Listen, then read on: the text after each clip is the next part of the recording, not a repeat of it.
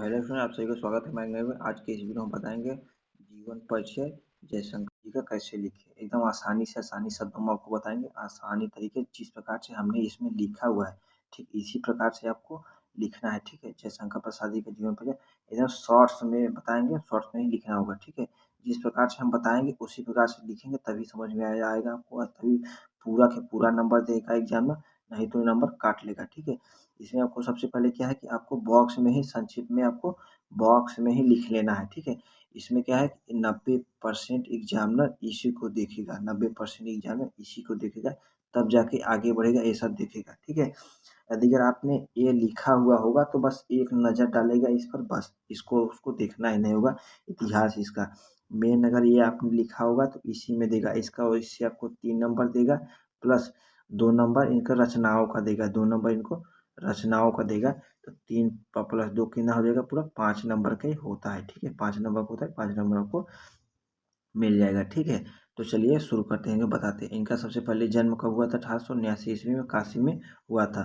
ठीक है, 1889 ईस्वी में, और काशी में हुआ था। पिता क्या थे? बाबू बाबू देवी प्रसाद थे। प्रमुख रचनाएं क्या थी इनकी? तितली थी। ठीक है, मृत्यु सन 1937 ईस्वी में हुआ था। यदि एक लिखेंगे आपको 1 नंबर देगा, 2 लिखेंगे आपको 2 नंबर रचनाओं का देगा। ठीक है, तो इसका आप देखिए, अब जीवन परिचय शुरू करते हैं। जीवन परिचय इसमें क्या है कि हिंदी साहित्य के महान कवि, नाटककार, एक कवि भी थे और नाटककार एवं कहानीकार, निबंधकार, यानी ये नाटककार भी थे, कहानीकार भी थे और निबंधकार भी थे।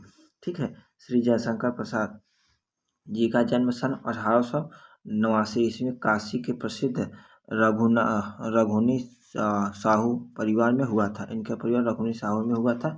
इनका जन्म, इसको हाईलाइट ब्लैक पेन से करेंगे। ठीक है, ये ब्लैक पेन से करेंगे, नाटककार को ब्लैक पेन से करेंगे, कहानीकार को ब्लैक पेन से करेंगे, एवं निबंधकार को भी ब्लैक पेन से करेंगे। ठीक है, इनका जन्म सन 1889 रघुनी साहू परिवार में हुआ था।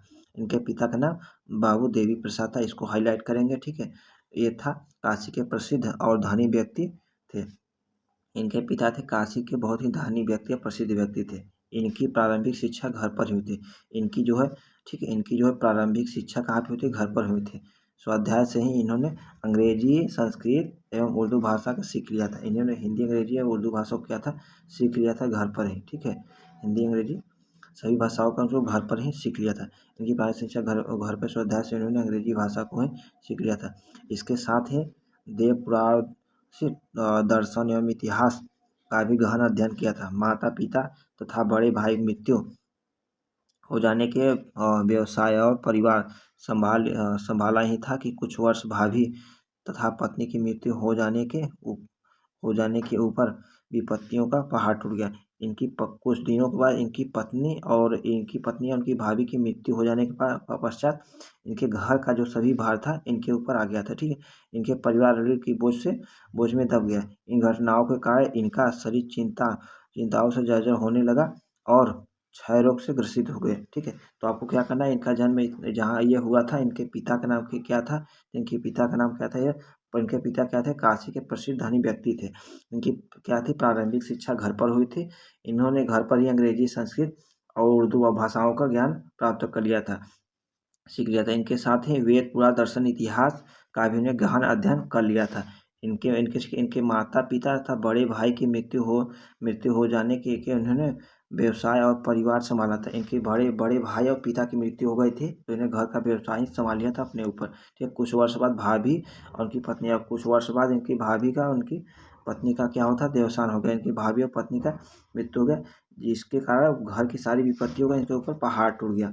परिवार ऋण में बोझ में दब गया। इन घटनाओं के कारण इनका शरीर चिंता जर्जर होने लगा, क्षय रोग से ग्रसित हो गए। ठीक है, और 14 नवंबर 1931 को 48 वर्ष की आयु में इनकी मृत्यु हो गई। इनकी जब मृत्यु हुई 48 वर्ष के थे। ठीक है, और इनकी मृत्यु कब हुई? 14 नवंबर 1931 ईस्वी में। ठीक है, और इनके पुरस्कार क्या थे? जयशंकर प्रसाद के कामयानी के लिए मंगला प्रसाद पारितोषिक प्राप्त हुआ था इनको पुरस्कार। तो अब इनकी प्रमुख रचनाएं क्या थी? प्रमुख रचनाएं हैं, ठीक है, चंद्रगुप्त है, कंकाल है, तितली है, या एक है कामयानी की रचयिता कौन थे? ठीक है, इनकी प्रमुख रचनाएं थी। ठीक है, आपको इसमें से आपको तीन तीन देखिए, यहाँ पे 3 दिया है, 3 है, इसमें आपको 2 लिखना है। दो 2 लिखेंगे आपको 2 नंबर इसमें मिलेगा। 1 लिखेंगे आपको 1 नंबर मिलेगा। यदि अगर यहीं आपको इसमें से जो है पूरा इतिहास जो वो पीछे और ये लिखे हैं, इसका आपको 3 नंबर मिलेगा। आपको इतिहास लिखना पड़ेगा। यहाँ पे देखते हैं कि सबसे पहले आपको ए लिखना है, ठीक है? सबसे पहले ए लिखना है, तब जाके इसको ए लिखना है, ठीक है? इनका जीवन परिचय, इनका अगर ए नहीं लिखेंगे तो आपको ये 3 नंबर आपको नहीं देंगे। अगर ए भी लिखेंगे और ए भी लिखेंगे तभी आपको 3 नंबर मिलेगा, अन्यथा आपको 3 नंबर इसका नहीं मिलेगा। 5 नंबर आपको अन्यथा पूरा प्राप्त नहीं होगा, ठीक है? यदि अगर रचनाओं को लिखेंगे, रचनाओं को 2 रचनाओं को लिखेंगे, 2 रचनाएँ लिखेंगे तो आपको 2 नंबर मिलेगा, 1 रचना लिखेंगे तो 1 ही नंबर मिलेगा। तो किसी और कवि का जीवन परिचय अगर चाहिए तो कमेंट में ज़रूर बताइए, ठीक है? फिर मिलेंगे किसी नेक्स्ट दिन, तब तक के लिए जय हिंद।